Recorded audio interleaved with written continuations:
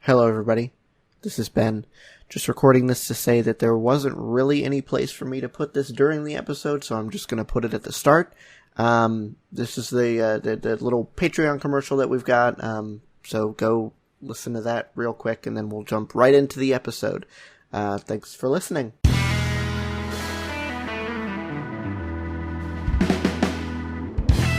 Today's episode of Podcast Period is sponsored by, well, you.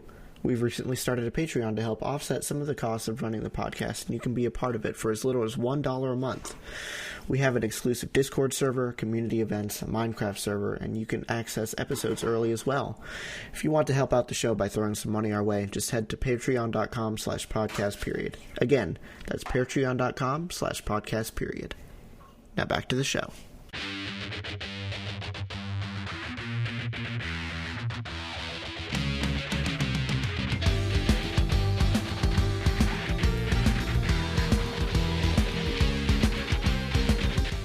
Hello everybody, welcome to Podcast Period. My name is Ben, and with me today I have my co-host, David. Why is your voice sounding so low? Because I'm making it so low. I see what you did there. So low. No, don't even start that.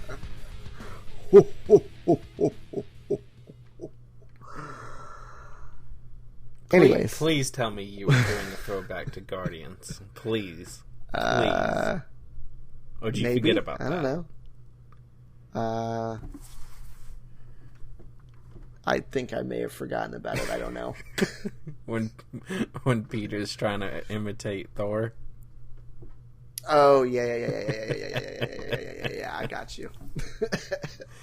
I mean, that would have gone so well. War, not Guardians, but I'll take it, I guess. Oh, it was during Infinity War, wasn't it? Yeah. Yeah. Jeez. Okay. And speaking of Infinity War, this episode we're going to talk about Endgame, which David and I saw, 3, 4, 5 days ago, something like that? I don't know. It was Friday. This is Tuesday. Yeah, so 4 or 5 days, something like that. It's still fairly fresh in our minds, which is why we wanted to go ahead and talk about it. But the reason we didn't talk about it sooner is also the reason why I might sound a little bit different or a little bit more echoey. I moved back down to Florida, which is where I'm originally from, but yeah, I'm back down here now. I've got my full setup set up already, thankfully. But yeah, no longer in Tennessee, and gonna see what adventures this whole thing holds. But this isn't about that. We're gonna talk about Endgame, the amazing movie that was Endgame, and the line that it's amazing is literally going to be the only spoiler-free part of this podcast. So if you haven't seen it, turn it off now. Yep. Mm-hmm. Wait until you've seen it, and then come back and listen. I don't care if it takes you like 6 weeks or whatever. I'm going to spoil this for you, and you do not want this to be spoiled. You have been warned. Okay? You have been This is a good 30-second spoiler warning, so you cannot blame me for spoiling it. This is your fault. If you keep listening, this is your fault. Yep, it's all on you.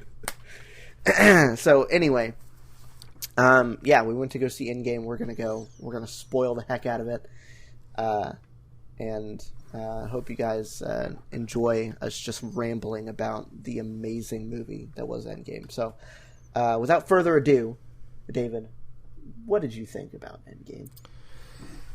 Oh, I'm so mixed on it. There's a few reasons to be mixed on it. It was obviously the last, for people now knowing that he's moved back to Florida, obviously the last thing that we were going to be able to do for a bit. So it was kind of an emotional thing already just because of that. The movie itself, though, getting away from all that and everything that happened on the side, there's so many things I'm happy about, but there's so many things that I'm also kind of really mad about. Like, the more I've thought about it, the more I've gone back looking at other things and how it's led up to this. Are you talking about more towards the end of the movie when everything happens, or There- like the movie as a whole? There's parts in between. Like, I think of it of, like, 3 different phases. It was, like, the first, like, good chunk of the movie where everything in that I'm totally okay with. It's when they start going back on this, like, time heist that they did to go back and get all these Infinity Stones, which, by the way, of course, it had to be something related to time travel. Why couldn't you do a different cop-out than that? But I digress. I don't really know how else they would have. I don't know either. So, I mean, it makes sense. I was actually thinking with the whole Ant-Man thing. I was thinking that they were going to go like subatomic and get like all the atoms for the for the Infinity Stones and put them back together. But I think the time heist thing makes a little bit more sense, at least in that universe. In that way. But it's when they start doing this time heist that things start. There's questionable things that really start to annoy me. It's. And then it makes sense in universe, but at the same time, it's a little bit far fetched. Yes. I guess the way that they have to go about this whole time travel thing, because it does just kind of come out of nowhere. I mean, it's based off of some like throwaway lines in the Ant-Man universe, in the Ant-Man movies. I think is kind of where they're getting this whole thing from. Yeah. But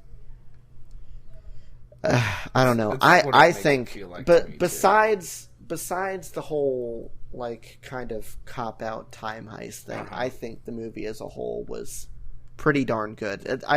But that's just because David kind of got into these a little bit late. Mm-hmm. I've been into them for probably. I watched the first Iron Man movie not in theaters, but probably at least within the year that it came out, you know? Yeah. So I've been watching these since the beginning.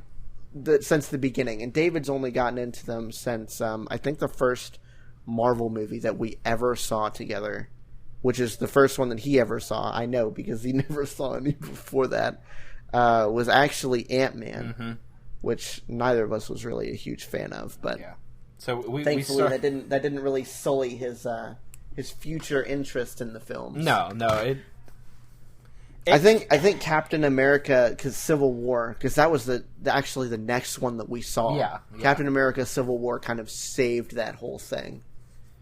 Because that was a darn good movie. I really enjoyed that. It's probably the best Marvel movie that isn't an Avengers movie. Yeah, I like it a whole lot more. I can appreciate it a whole lot more going back and watching it now. Now that I know, or pretty much know everything going on, there's still bits and pieces that I still have to pick up on. But I'm in the theater with you that movie, and I'm like, who's this? I didn't understand anything going on, and now that I do, the movie is a whole lot more appreciated. We went through Wikipedia the other night real quick, discovered that besides Ant-Man, because Ant-Man's the very last movie of Phase 2, I didn't really start watching it until Phase 3. So I had to go back and try to pick through the movies I wanted to see in Phase 1 and Phase 2, like Guardians. I've still not watched any of the Iron Man movies in their entirety without commercial breaks and all that crap taken out. The first Thor movies, I haven't seen the first Thor, and then who's next? Captain America. Yeah. I haven't seen any of that until the first Avengers that I've seen. Huh?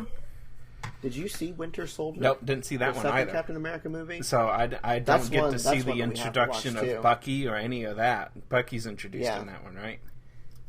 Bucky's introduced in it, and the whole Shield being Hydra thing. That's revealed in that. That's where that whole. Remember when Captain America was in Hail the Hydra elevator? Yeah, the whole that I thing. did understand. I knew Shield ended up being Hydra, and Shield had broken up somewhere in the MCU. I just didn't remember where exactly, but still piecing it together. But it's a lot easier now than it used to be. Yeah, you could say that. it definitely helps that you went back. I think it helps that you went back and watched some of this stuff without me having to sit down and watch it with you. Not that I would have minded, but we both have our own lives and everything. So yeah, I don't think you would have enjoyed Endgame nearly as much as you did if you didn't have some of that fundamental understanding going into it. Oh, absolutely not. And I still didn't have a lot of that fundamental understanding going into Infinity War. I got it. Yeah. Infinity War itself was introduced enough. There was enough information in it, enough in itself, that it's totally understandable and relatable, even if you've never seen anything before that. Thank goodness. You don't know anybody. You don't understand some of the banter between the characters, but the movie itself is totally understandable. That being said, Endgame is not in my opinion. No. You have to see Endgame is so chock full. If you went into that movie blind, you would have no idea what was going on. No, you would not. That movie is so chock full of just pure fan service. It's kind of ridiculous. Yep. But that's what makes the movie so good for people who have been anticipating this, even just in the last year, kind of like David has. Yeah.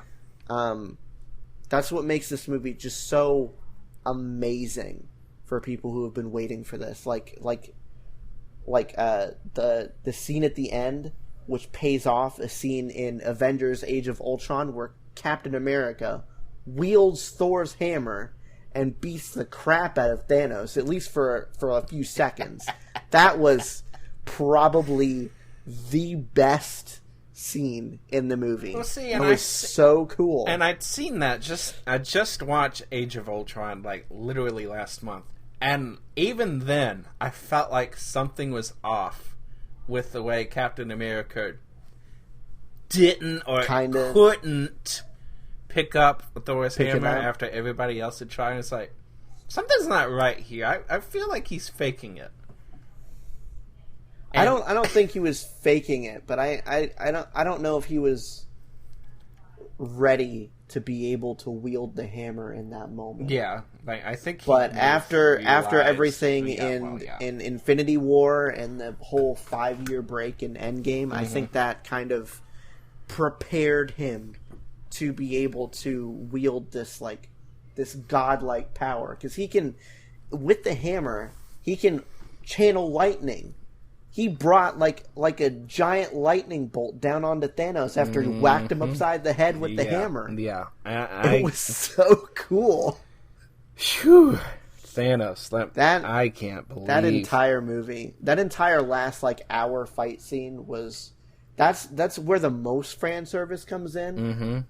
But like I said, because of that, it's probably easily the best part of the movie. Yeah. So what do you want to do? Do you kind of want to break it down little bit by bit and see what we thought about the different sections, like the very first opening scene, realizing that, oh crap, this is just before the snap, or what do you want to do? Yeah, I think we can go kind of part by part. So let's start with the very first part before the 5-year break. Yeah. So this part happens. It's set 22, 23 days after the snap. Well, the very first thing is opening up on Clint and his family. Yes, yeah. That's right. So the opening scene is Clint, Hawkeye, and it's just him on his farm like he was in what was that, Civil War? That was introduced. I'm not positive. No. It was Age of Ultron. It was Age of Ultron that was introduced. Possibly. Anyway, and I missed it. It's set on that, and it's we don't really know it when the scene starts, but it's set right before and during the whole Thanos snap thing. Mm-hmm. So he's just hanging out with his family. He's teaching his daughter archery because Hawkeye is an archer or whatever.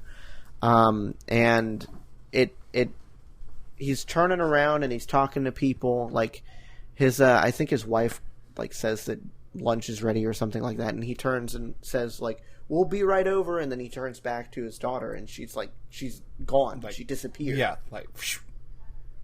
And then he turns back to his wife, I guess, to go like, "Where's she at?" And then both his wife and his son, who was nearby his wife, are both gone. So, in this it's a lot better than I'm explaining it, just because it's kind of hard to. It's hard to get the feel for it. Yeah, it's hard to explain the emotion that goes on in that scene. But it's very powerful. Like, you feel like, oh my god. Well, even in the movie theater, this dude has no idea what's going on. Yeah, And he just lost his entire family to this thing. Mm-hmm. You know? Because they're out in the middle of nowhere. They probably don't have the TV on for news or whatever. Yeah. And it's heartbreaking, you know, just to see him go through this thing that he, frankly, has nothing to do with at this point, but nope. It's just crazy. So yeah, that opening scene is kind of heart wrenching. I think David and I both feel the same about that. So it goes from that straight to Tony and Nebula and the Guardians of the Galaxy, their ship, and they're basically just holding out until they die. You know? Yeah, literally have what do you say like. He's making recordings for Pepper, using what's left of the damaged Iron Man helmet, and I think he says like they've got like 12 hours left of oxygen or something like that. Yeah, like, something like that. This is the end. Like there could not be anything else going on to help them. They did something that got them an extra 48 hours of flight time or something like that. They reverse currented batteries or something. I can't remember exactly. Yeah, something like that. But this is like the last ditch effort. But they weren't able to make it like all the way home. Yeah, exactly. Yeah. What, like 10,000 light years to the nearest jump or something like that? Or something. Something like that. Something crazy. Yeah. So, Captain Marvel comes and saves them, brings them back down to Earth, and then they all kind of meet up and they figure out where Thanos is. And this is where like the big scene of the movie comes in, at least for this beginning part. They go find Thanos on this remote planet and pretty much just like beat the crap out of him. Yep. Although he's not really putting up much of a fight. And they find out that he has used the Infinity Stones to basically destroy the Infinity Stones. Yep. So they no longer exist. There's no way to reverse what's been done.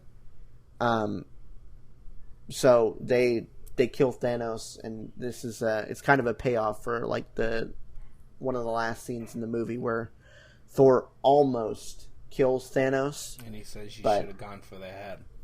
Yeah, and I can't remember who said it, but somebody had said, "What did you do?" And one of the best first lines in the movie, Thor goes, "I went for the head." Mm-hmm. Huge fan service right there. That's exactly what that was. That was like a gigantic yes. Even though in the moment it was like, oh my god, what are they going to do? It was still a brief moment of levity. Like, I went for the head. Oh, that was perfect. So it cuts from that to it being 5 years later, and everybody's kind of moved on with their lives. You know, Captain America's running this support group for people. Iron Man, Tony's got he's married Pepper. He's got his kid. When we get back together with Hulk, he's kind of made peace with the two halves of himself. So he's I believe what's called Professor Hulk now. It's basically the bronze of Hulk with the brains of Bruce Banner. Yeah, which I'm not entirely sure how. I'm not sure how I feel about that. That felt like introducing like a whole new character. Yeah, a little bit. And it didn't feel like it did much justice. Like it was more Bruce Banner than it was Hulk. Like obviously he was able to have the brawn of Hulk, but did it really serve much purpose? It didn't feel like it did to me. Yeah, there wasn't much of the Hulk personality left, if at all, which is kind of what people like the Hulk for, you know? I mean, the whole thing in the first Avengers about him always being angry, whatever. I feel like that should have been the place that they left it, you know? Yeah. I mean, I get the whole making peace thing, whatever, but the I'm always angry thing is like, it's spot on. It's perfect. Yeah, Hulk smash. I mean, you can't get any better than that. Yeah. So there's not much of the Hulk personality left, but I kind of see why they did it, because they didn't want to. And I look back at that, it's like, well, geez. I mean, yeah, Tony. Everybody's kind of moved on. Everybody's kind of made their peace. Tony seems like he's actually in a better place.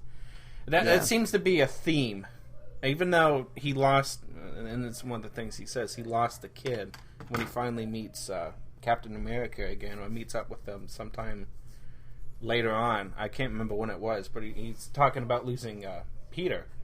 Some of them seem like they're in a better place.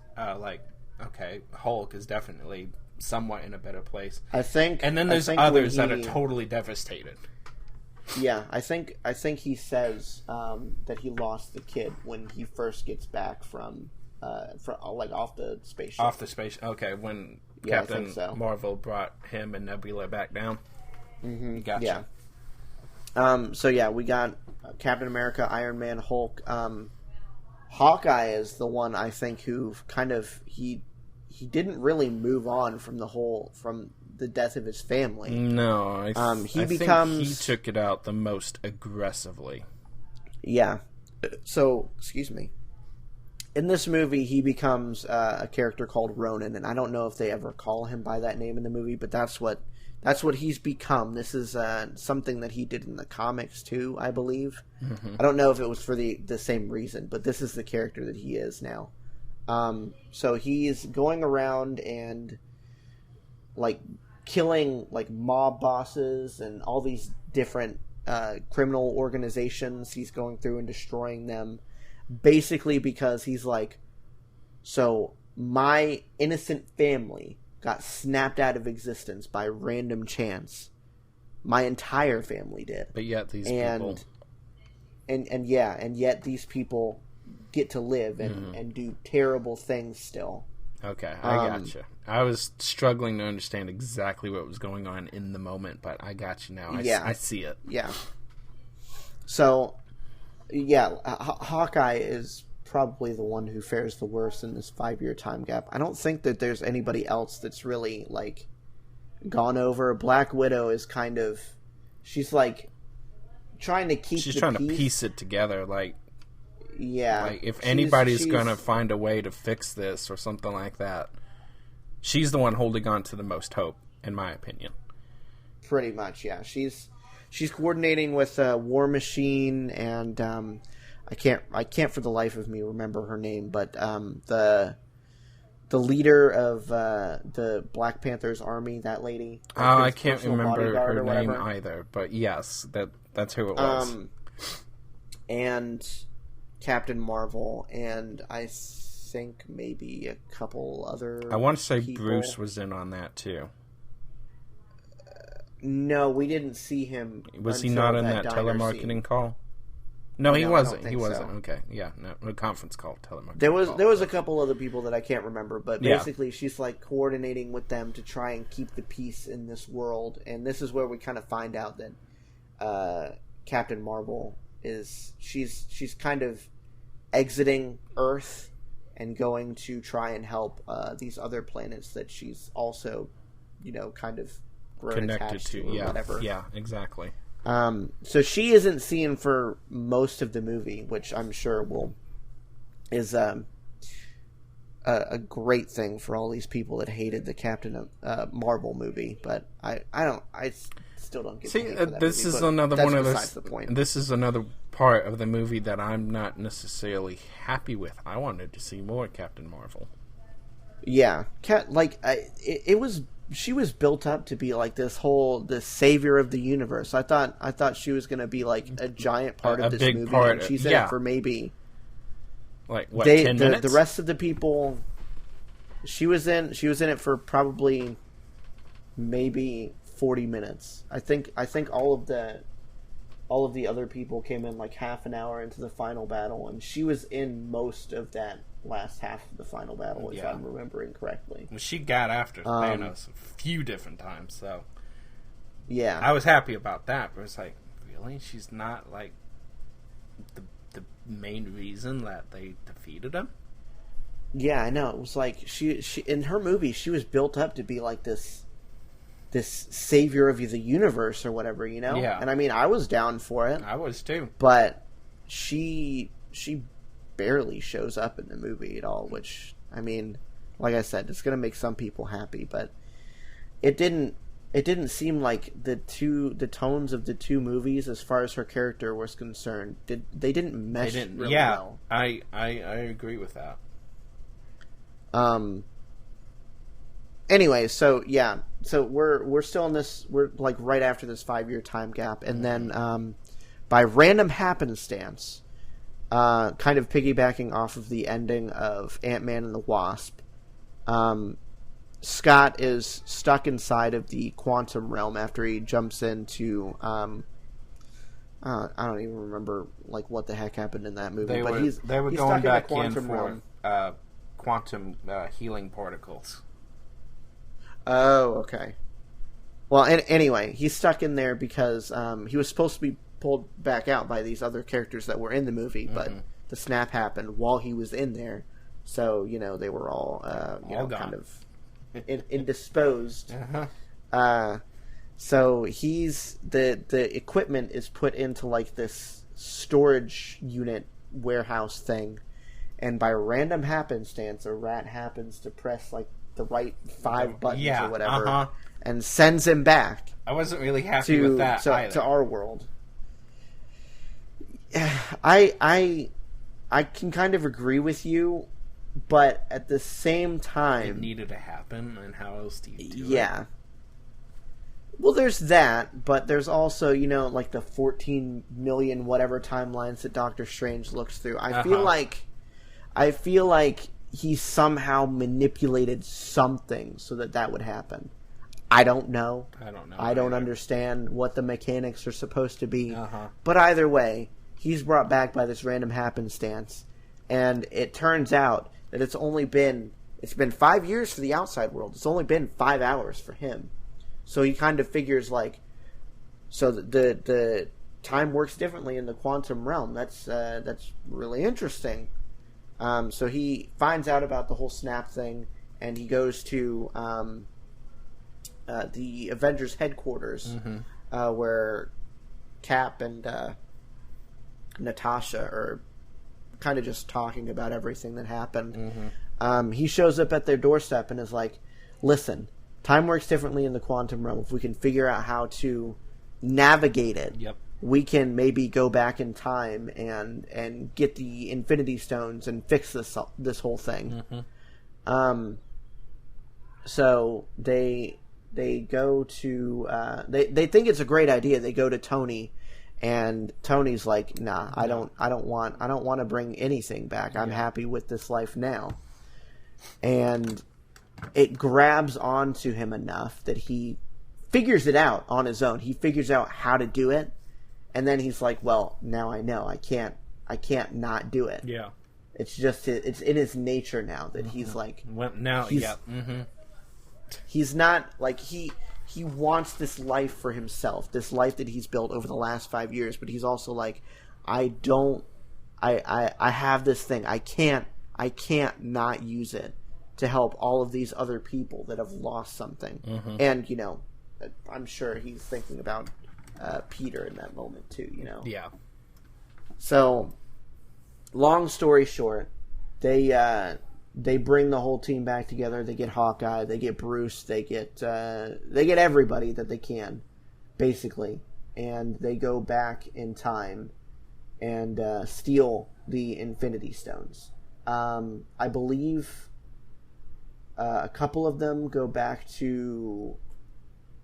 I think it's like 3 or 4 of them go back to New York in 2012 during the first Avengers movie. Yep. one steals tries to steal the cosmic cube. Yep. That has the, what is that? The space stone or something, yeah. I think? Yeah, Tesseract, Space Stone. And that kind of fails miserably, but not on their part. It's because Hulk is forced to take the stairs after the final battle of Avengers. He can't fit in the elevator. So Tony, was it Tony that got the got the briefcase that had the cube? Mm-hmm. And he goes to the stairs. And then he gets like wiped out by Hulk, just like throwing the door off the stairs, just at the same time that Tony's walking by, which could be considered another random happenstance, but at least this time it's meant for comedy and like a little bit of dramatic effect. Yeah. Because Loki ends up stealing it and like teleports himself away, which makes me wonder. Because I'm not entirely sure how this whole time thing is supposed to really be working out. They have to go back even further in time to another place where they know where the cube is at and get it from that moment. It makes me wonder, though, since Loki happened to get the Tesseract and disappear, does that leave a loophole for him coming back as a resurrection at some point? I mean, it might. I don't know. I know that there's going to be a Disney Plus like TV show with him in it. Yeah, I think so. So that might just have been setting up that, but so that plan fails, and like David says, they have to go back and get it from like the 1960s or something, and Tony ends up meeting his father right before he's about to have Tony. So he's kind of it's kind of like this weird bonding moment. Yep. Although Tony's dad doesn't know what the heck is going on. He just thinks he's talking to some random SHIELD agent. But Tony's able to like connect with his dad in this way that he never had been able to before, because he'd been like scared. While like right before his kid was being born, and his dad expressed the same sort of feelings, and I don't think that that's something that he had ever seen from his dad before, So he kind of realizes that, hey, my dad is he's doing his best here. He might not have been the perfect father, but I can't fault him for anything that he did. No. He's just walking the line blindly, kind of like I am, So that was a nice moment, and then we see another scene with Cap. He goes back with Tony to also get the cube. We see a scene that kind of sets up the ending for Captain America in this movie, where he sees Peggy Carter's office, or Margaret Carter. Margaret Carter. Yeah. I don't know if that's supposed to be Peggy Carter or what, but either way. See, it kind of made me feel like maybe we had this quick thought. Is it her daughter? Yeah. And then I was like, wait, if that's maybe possibly Peggy Carter's daughter, is it possible that Cap was her father? And then later on in the movie, that whole, we'll get to that whole ending is like, oh, geez, maybe there was something to that wild thought there for a quick second. Yeah. We'll have to look into that one. So, so they get the cosmic cube. So that's one stone down. Back in New York, Captain America was going for the scepter, I believe, with the Mind Stone, Loki's scepter from that movie. Yep. That he used to like mind control people. And this really, it wasn't exactly a quick scene, but it was kind of a quick scene. Captain America goes into this elevator with a bunch of SHIELD agents who, in Captain America Winter Soldier, actually turn out to be working with Hydra. So this whole scene is supposed to be reminiscent of the elevator fight in that movie, which is really cool. But it turns out completely differently because Cap has, he has prior knowledge about all of this, and he's trying to get the scepter. Yep. So he cunningly tiptoes around the fighting by kind of making it known. Like, obviously he's not with Hydra. Yeah. But he lets it slip to them that he's in the know, you know? Yeah. So he whispers into one of the dude's ears that's next to him, "Hail Hydra." Which makes them be like, "Oh, okay. I see you, Captain America. I got you." So he gets the scepter through deceptive means, but hey, whatever. It doesn't really matter. He gets it in the end. The means justify the end, or the end justifies the mean. Exactly. And then right after that, actually, he gets intercepted by his past self. Which leads to another really funny moment. Yeah, so throughout like that last I think it started when they went back to the past, was when this comment started. They were talking about like Captain America in his suit, and they were all looking at like Captain America's butt, and he was like that. They were all like, "That's America's butt right there." They weren't using such kind words. Tony says something about that suit really didn't do anything for that butt, and then somebody says, "That's America's butt," but not in the kind language that we used. Exactly.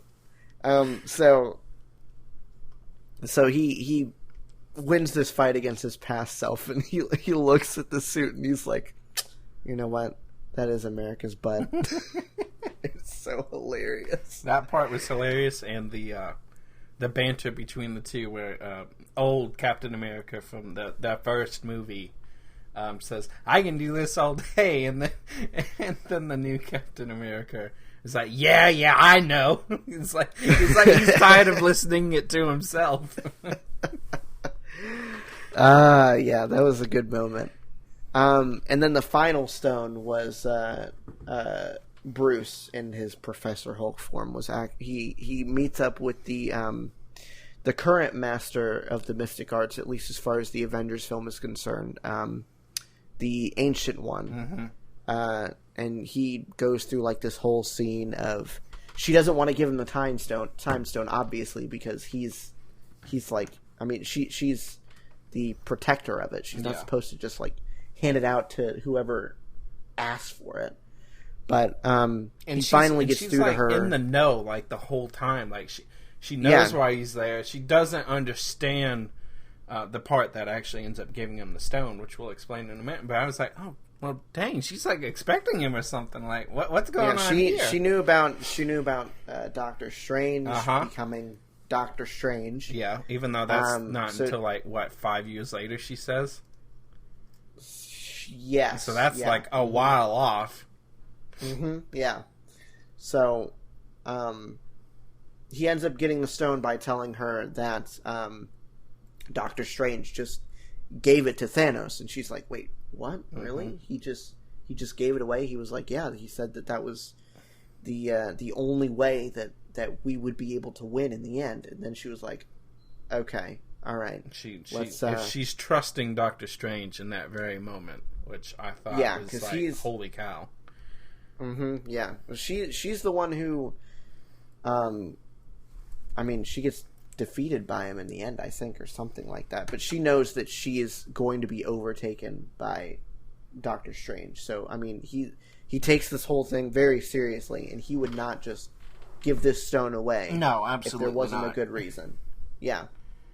So that wraps up the 2012 portion. I think that portion was pretty solid overall. I liked it. I didn't find any complaints with that, and in the end, through the very long means of it, we end up getting the Space Stone in a long roundabout way. Yeah. Time Stone and that whole 1960s scene was a nice addition to the movie. It wrapped up Tony's anxieties, or his hard feelings about his father, you know. And we got to meet Jarvis, that's been brewing. Yeah. That's something that's been brewing forever in the Iron Man movies, and even a little bit in the Avengers movies. So yeah, that was a nice scene. And then the next one is, I think there's only one in one timeline. I can't remember where it is, though. I know in 2014 it's the Reality Stone and the Soul Stone. I can't remember what the last one was. Let's see. Soul Stone is its own thing, which we'll have to get into, because I'm not really happy about that one either. Nebula and... Who was with Nebula? It was Nebula and War Machine. War Machine. They went to, I forget what the name, Morag? Something like that. The planet that Peter Quill got the, I forget what the frickin' orb is called in the first Guardians of the Galaxy movie. I don't know if they ever gave it a name. They knew it was Infinity Stone, one of the Infinity Stones. But I don't remember if they knew which one it was. Oh, no, it was the Power Stone. Yes, Power Stone. There we go. Yeah. Mm-hmm. Which then leads to a whole nother plot twist for the whole movie. Yeah. Apparently, when Nebula goes back to the past, I guess she's, like, linked up with some sort of network or something. Yeah. So, by random happenstance, the past Nebula plays this, like, memory from the present Nebula, and they figure out what's going on. By, like, they kidnap the present Nebula, and they torture her until she... well, no. She doesn't give it up. She doesn't give anything access up. her memories. They just hack the memories and stuff. Mm-hmm. So that's Thanos and Gamora. Present day at Nebula. That time. So, what was it, 2014? Yeah, that was 2014. So, 2014, Thanos, 2014, Gamora, and 2014, Nebula. All basically hacking into present-day Nebula. Yeah. Which was kind of crazy.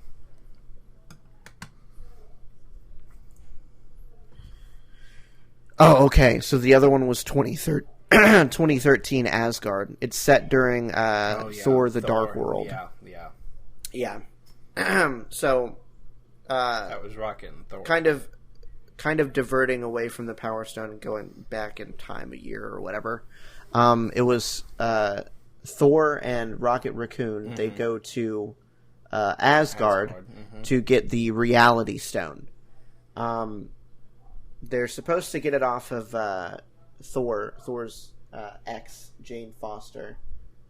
She was infected with the ether or whatever the heck it was called. Yeah, ether. During that movie. Understand. Yeah, I saw that movie once, and I have no desire to see it again. It was not. It wasn't very good. Not a great movie. Okay, no. So I didn't miss much there. No. So the only thing of importance besides them actually getting the stone that happens there is Thor gets to talk to his mom. Like it was either the day of or the day before she died, and he kind of gets all of these emotions out, like that he's been experiencing over the last 5 years. Oh yeah, because Thor let himself go. Oh yeah, we did not mention that's that something earlier. that we forgot to touch on. Yeah, I was trying to get back to it, but then we kept going forward.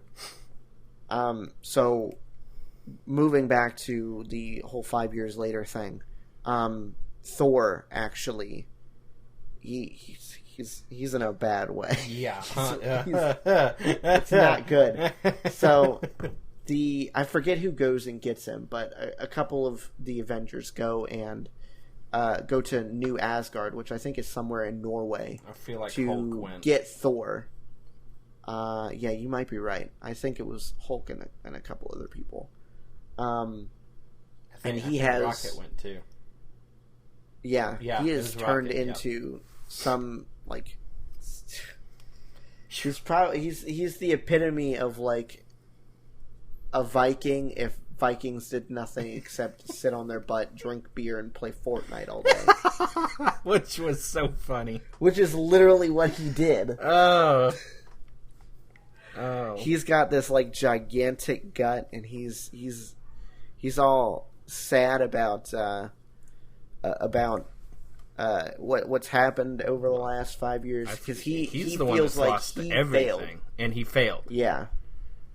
He feels like he failed his people, and the entire universe, because he had this opportunity to kill Thanos, and he missed it by an inch.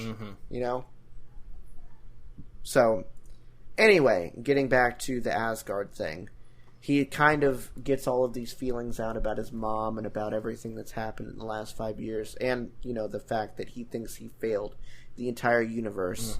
So that's a pretty nice scene too. I liked him kind of not being this arrogant prick for once.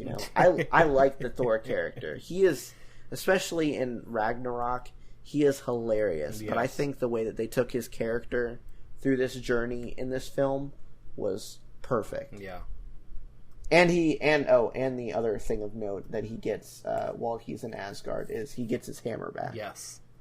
So he takes that back to the present, which, again, we talked about kind of earlier before we started going over the recap. Captain America gets to wield the hammer, which I still think is probably the best moment in the movie.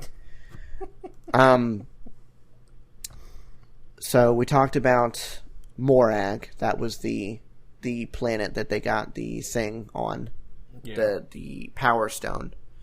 And then Vormir, Black Widow and Hawkeye go to Vormir to get the Soul Stone, and of course they don't know about the whole you have to give up something that you love in order to get this thing. A soul for a soul. So they basically fight it out to see who gets to kill themselves for this stone, and Natasha eventually wins. That's a fight you want to win. Yeah, I know. If the part I have the problem with here the most is, okay, yes, I understand Hawkeye has a family, but what was the point of the whole Ronin thing if to not lead up to that moment and he be the one to sacrifice himself? And he darn near almost did. Until Black Widow his arc in this movie is his arc in this movie is a little, it's odd. Yeah. Why did they bring Ronan into it if that wasn't the point, to just have Hawkeye? Natasha ends up killing herself, and I don't know. I don't know if I really like how it turned out, but I mean it turned out how it turned out. Yeah. Whatever, I guess. They got the stone. That's the only one that I really have a huge issue with is this last stone that they get, because there really wasn't any character moments in this either. I mean, we know about the whole bond between Hawkeye and Black Widow because of the Avengers movie and whatnot, but it's just, it seems a little anticlimactic, Yeah. Out of all the time heist scenes, getting all the stones back, that one is definitely, to me, the most disappointing one, and the one I am least happy with. The outcome and the means of the outcome. The whole thing, to me, just was off-putting. Oh, but so... again, it happened, so we'll let it happen. Yeah, exactly. So, touching back on where we were at with Nebula, she is held captive with Thanos, and the present Nebula is, and past Nebula ends up finding the little wristwatch or whatever that they're using to travel back and forth between time. And she ends up going back in present Nebula's place to the Avengers compound so that she can bring Thanos to present day. So they bring all the Infinity Stones to the present. They are able to snap, or Hulk is the one that actually wields it, because he's he is the most powerful of the Avengers at this point. Well, and they also and they said feel something like about a lot of it was they analyzed the signature from the snap, the 2 snaps that they've been able to capture. It was basically nothing but gamma radiation. Yeah, which is what caused his transformation into the Hulk anyway, so it wouldn't have done anything to him. Exactly. So he snaps his fingers, and the big thing to note about this snap is it's not bringing everybody back from the point where they got dusted. So, like, if you disappeared, you didn't return back to that point in time, you got put right back where you were as far as, your point in space, but not your point in time. Mm-hmm. You still lost the 5 years. Yep. But that was pretty much because nobody wanted to lose what they had gained over these last 5 years, especially Tony. Yeah. Nobody wanted to lose anything like that. So they brought everybody to the present. Mm-hmm. And during all this, past Nebula brings Thanos into the present, like his whole ship and all of his army and everything gets brought into the present, and he basically destroys the Avengers base. Mm-hmm. And this is where totally. This is where the film goes from a little bit of action and a lot of drama to literally just pure all-out action which is time. It's great. Like we said, the last hour is basically one gigantic battle scene, and I don't think I would have had it any other way. That was so good. That was beautiful. So we get the first half hour is just the Avengers that we had up until this point, mm-hmm. like the Hulk, Captain America, Thor, all that. Mm-hmm. And plus Thanos is sending his goons in to try and get the Infinity Gauntlet that they've created so he can do what he already did, basically. Or undo what they just did. Part of that, it's somewhere in there, I'm pretty sure. At what point did he realize that this whole thing was done with the most ungrateful attitude from... Like, it's supposed to be a grateful universe, and these guys are, like, totally ungrateful about the whole thing and trying to undo it. What point does he decide that he's just got to completely do everything over and everything's going to be torn to shreds? Literally says, every atom of this universe will be torn to shreds, and I will rebirth it with nobody knowing anything. I think it's when they have past Nebula or present Nebula in the ship and are just going through her memories. He kind of realizes, hey, I did it, but it's not going the way that I expected it to go. So I'm just going to start from scratch with me as God, basically. Yeah. And I'm going to recreate the universe exactly how I want it to be remade. Uh-huh. Exactly. So he's going after the Infinity Gauntlet for that. And these remaining Avengers are actually doing a decent job at keeping him at bay. But, he's still extremely powerful even without the Infinity Gauntlet. So he eventually wears them all down. And they don't really have the Hulk at this point because one of his arms is basically it's basically dead after he snaps it. Yeah. Or after he snaps his fingers with the Infinity Gauntlet. Yeah. That's what it looks like. Yeah. It's like shriveled and black and weird and so he's already out of the fight, which he probably would have been a big help during this. But they weren't planning on Thanos coming to the present past Thanos or whatever. So the remaining Avengers keep him at bay pretty well. You see Thor wield the hammer and Stormbreaker, his new axe / hammer. He dual wields them and he beats the crap out of Thanos for a little bit. And like we said, the best scene in the movie, Captain America wields Thor's hammer and brings lightning down on him and beats the crap out of him for a little bit. I think everybody that's remaining kind of gets their time in the spotlight to shine in that first 30 minutes. But then eventually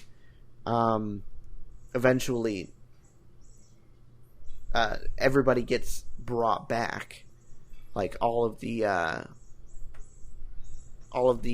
people that died in the snap, they get brought back because it was kind of like a perfect timing thing because all of the original Avengers were kind of getting beaten down, and then Doctor Strange sling rings everybody in. Like you've got Black Panther, you got Spider-Man, you have everybody that died, and they're all being brought back for this. So that's when the gigantic battle ensues. That's probably like the last half hour or so of the movie. And then during that, Wanda, Scarlet Witch, who, if you guys remember, was like Vision's partner. Like he was her boyfriend basically in Infinity War, and he's not going to come back because he didn't get snapped or anything like that. So she's going after Thanos and almost wins, but he tells the ship to like basically nuke the battleground. Yeah.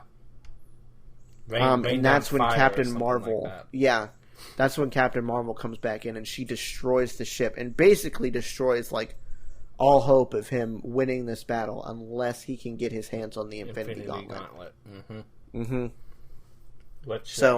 Turns out that he almost does. He did. He has it on his hand, and it had the stones on it. But at the very, very, very last moment, Iron Man comes out of nowhere, and you think he's just like doing this last ditch struggle to just try to get the glove off of him, and Thanos just like slaps him aside, and he's like. He does his famous line. Well, yeah, earlier in the movie, in the very, very beginning scene, where they come and they come hunt him down and try to get the Infinity Stones. That first 5 minutes of the movie, he does this. I am inevitable. Yeah. So he goes.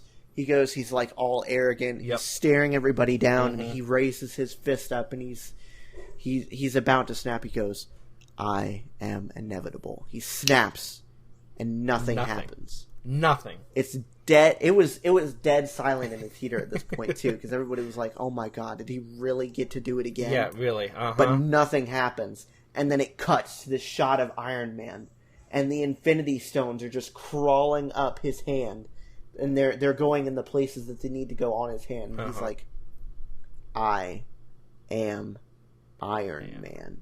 He snaps his fingers, and then all of Thanos' forces get turned to dust. That was the best. That was such a good payoff. I literally turned to Ben. I'm pretty sure Ben had turned to me at that point, and we both literally said, "I swear to God, if he doesn't have an axe thrown through his head, or he doesn't get turned to dust, I will not be happy." I know. I was expecting Thor to come in and like chop his head off again, like before he got turned to dust. But I like how they did it. Yep. Because it mirrored the last scene of Infinity War, where after he snaps, he like teleports himself away, and then he sits down because he's tired and war weary and blah blah blah blah blah. He does the exact same thing here, except it's out of defeat. Yep. And it feels so good. Yes, it does. It was beautiful. He sits there and looks around at all of his forces getting turned to dust, and he slowly turns to dust and just gets blown away. And it is the perfect ending. Yes, it is. To the Thanos arc. It is perfect. And this isn't even the end of the movie. No. We've still got the character endings. Oh, yes. So, after he snaps his fingers, Iron Man is in very poor health. Yes. And he gets to talk to Pepper, his wife, who actually we didn't really mention, but she comes in and she's in Iron Man armor. She kicks butt. She does. Everybody totally got their moment of shine, and Spider-Man turns on insta-kill. Yes, everybody that was a callback to everybody. That was a callback to not Infinity War, but actually the Spider-Man Homecoming movie, Homecoming. Yeah, where he gets the suit that Iron Man gives him, and it's like he's tracking down some bad guys, and it goes turning on instant kill mode. He's like, no, and then in this final battle, he's getting surrounded by all these guys, and he has the Infinity Gauntlet at that point too. So everybody's coming after him, and he's like, turn on instant kill mode, and it brings out the spider legs that he has, and it basically it stabs itself through the heart of everybody that's coming at it just so quickly. It is so funny. But yeah, so Pepper gets to talk to her, and him and Spider-Man gets to, and everybody we get another everybody that really Spider-Man needed moment. to. Yeah, everybody that really needed to kind of says goodbye to him, and he dies. Yep. It's the end of Iron Man. Yep. It's a very powerful scene, I think. Yeah. I really we kind of knew that it was going to happen, but we didn't really know how. Yeah. Because pretty much all of the original Avengers contracts are coming due. Yeah. I think the only one who might continue on is Thor, because he joins the Guardians of the Galaxy, which I completely forgot about somehow. When me and David were talking about it just on the way back to my house after we saw the movie. So then the next person to have their little send-off is Captain America. He is tasked with... he's tasked with... the only way for any of this to work is... and then it's explained by... oh, God, what's her name? The Ancient One. Yeah. The stones have to be put back in their original timeline. Otherwise, everything is turned to chaos. So... he's tasked with returning them.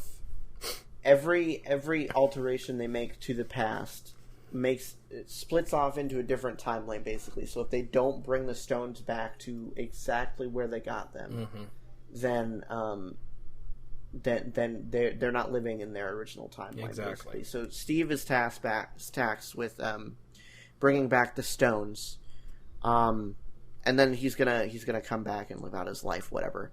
So, due to the scene that he had earlier in the 1960s or whatever it was, with the office thing that we explained earlier, he decides not to come back to the present, and he returns to 1945, I guess, like right after he got iced, and he returns to Peggy, and they live out their lives basically.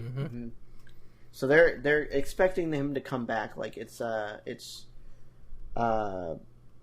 Falcon and Bucky and Hulk.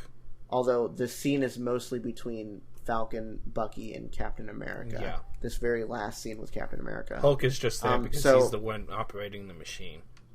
Yeah, exactly. So they send him back in time, and then they're expecting him to come back, 5 seconds later. And then he doesn't come back. They're wondering exactly what happened, and then I think it was Bucky, who spotted old Captain America just sitting on a bench on the edge of the lake nearby. And Falcon and Captain and Bucky walk up to him, and they have this really. It's not really a huge character building moment. I mean, you obviously figure out exactly what went on. He went back and he married Peggy and blah, blah, blah, blah, blah. But the biggest deal is Captain America giving his shield to Falcon, passing off the torch, basically. So there's definitely going to be more Captain America movies. It's just not going to be any Chris Evans in it, I guess. And then Hulk, I still think, is going to be in there because he... Mark Ruffalo's contract started with Avengers, the original Avengers. And then let's see, Thor. So the Incredible Hulk, is that not an MCU movie? It is part of the MCU. It's just a different actor playing the Hulk. Okay. Gotcha. Because it's tied in. It's tied in via the end credit scene. There isn't really necessarily anything directly referenced to it in any other movies, as far as I know. Okay. But yeah, it's tied in by the end credits scene in that movie. Yeah, so he's the only one that seems, from our understanding, he's the only one that's got actual contract left. Yeah. It looks like Thor is just going to stay on just because. Yeah, he might sign another contract. Who knows? Yeah. It's been rumored that he's open to, or he said that he's open to playing Thor again if there's a Thor 4, and the director of Thor Ragnarok, Taika Waititi. I probably am not pronouncing his name right, but the director of Ragnarok, if he comes back on and does another Thor movie, he's down to do it. So he passes off the throne of Asgard to what is her name? I forget. It was Valkyrie lady, but I forget her name. That's her name. It's Valkyrie. Is it Valkyrie? Okay, there we go. I'm pretty sure. Yeah. So he passes it off to her. She's Queen of Asgard now, and he joins the Guardians of the Galaxy. And I guess that's where Guardians of the Galaxy is headed towards too. But I think that's everybody. We know Hawkeye probably isn't going to return because he has his family back. I want to say is no longer. I want to say there's something that might be on Disney Plus. I want to say I've seen something about a Bucky and Hawkeye thing. I'm not sure. Maybe. I don't know. But Natasha's that gone. Takes care of all of the original Avengers: Captain America, Iron Man, Hulk, Thor, Natasha, and Hawkeye. Yep.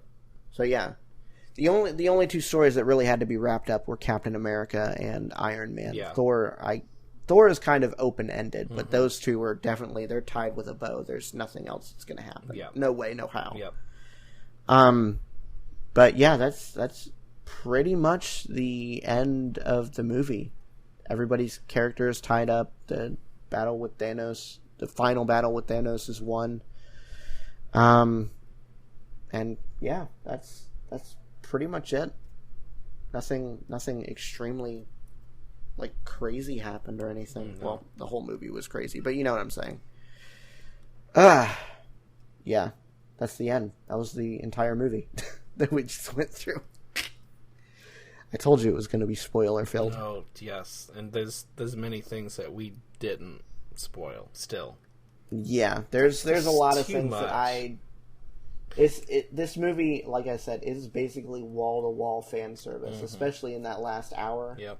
There's so much there. So if you haven't seen it and you've decided to listen to it, go watch it. Yes. You'll still find a lot of enjoyment in it. And if you have seen it already, go watch it again because it's a good movie. Yep, I'm definitely watching. I'm it definitely going to watch it again. Yeah, out on whatever. Yeah, whatever it comes out on Netflix or something. Yeah. I don't know if this will land on Netflix. I think Disney Plus will be completely launched by then because I think they're doing it will. November. I think the last one to land on Netflix was Ant-Man and the Wasp. I think that's the last one that they're going to do. Maybe Captain Marvel. I doubt. Yeah, there's a very slim chance, especially with the Disney Plus thing coming out. But yeah, so yeah, that was our kind of synopsis / review of Avengers Endgame. So what do you feel? Really How do you feel about everybody's wrap up? I think you and me are kind of agreeing on the Natasha thing. Not really happy about that. No, I'm not really a huge fan, but I mean, what are you gonna do? I guess. So everybody's story had to be wrapped up somehow. Iron Man dies. It was either going to have to be Iron Man dies or Captain America dies. Yeah. I'm very satisfied with how they wrapped up Captain America. Yeah. They had to do something with how they Tony, wrapped up so Iron Man too. Okay, fine. He's dead. But if in a perfect world, I feel like Captain America should have been the one that dies, and Tony should have been able to go back to his family, because he's the one that had the most to lose with all this, you know? But I don't know. Tony got to have his family, and now Captain America got to have his family, so okay. Yeah, exactly. Fine. But the thing that it did do is it wrapped up Tony's character arc that's been happening since Iron Man 1. Yes. He's been extremely self-serving. Even as a superhero, he's been extremely self-serving, and his final act, he knew it was going to kill him, but he did it anyway. Yeah. It was extremely, extremely self-sacrificing, and I think that was like, at least as far as his character goes, not including his family, just putting that aside for the moment, that was the perfect bow that they tied onto his character. Yeah. That was nice. As far as everybody else goes, I mean, I'm pretty sure Hulk's going to be continuing on. Hulk is fine. Nothing really happened there. I'm totally cool with Thor going off with the Guardians. If he comes back, fine. If he doesn't, okay. Well, he's still out there somewhere. There's always a possibility, so exactly, I'm good with that. And it's not to say that he won't. I mean, he might not show up in the next Guardians of the Galaxy. He may. He may. He might not. He may just show up as cameos in other movies. Who knows? Yeah. Who knows at this point? So I guess we kind of agree on all of it then, as far as the wrap ups go. Not really happy with Black Widow, and me and you both thinking they could have done something different with Tony, but at least it's done. I liked it. There could have been other ways, but I still liked it. Yeah. So that's our review. That's how we feel. You should, like we said, should definitely go see it if you haven't seen it. Yes, please go. And you're stupid for listening to the podcast if you haven't seen it, but whatever. You made your choice. I warned you for like 30 seconds, a minute up front. So you did this to yourself. Yep, you should. But whatever. That's where we're going to leave it for this episode, guys. Thank you so much for listening. The other things. So we made it to an hour. Oh yeah, we did. Like 15 minutes almost. Cool. We'll do that next time. Maybe. Yeah. So like I said, that's where we're gonna leave it. Thank you guys so much for listening. If you're listening on iTunes or wherever you're listening, be sure to give us a 5-star review. That helps out a lot. Also check out our newly launched Patreon page. It's patreon.com/podcastperiod, all one word, no comma, no period. Throw us $1 if you can. If you can't, just keep listening to the show and throw us a review. We will see you guys next time. Bye. Bye, guys.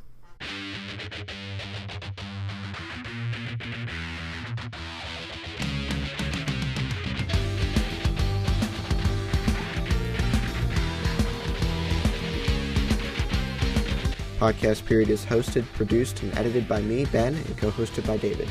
You can find me on Twitter at BenPlaysVidyaS, that's Ben Plays VIDYAS, and David is on Twitter at Car6by16. You can contact the show at Podcast Period on Twitter, or email us at podcastperiodpodcast@gmail.com. Be sure to leave us a 5-star review wherever you listen to us. We'll see you guys in 2 weeks. Thanks for listening.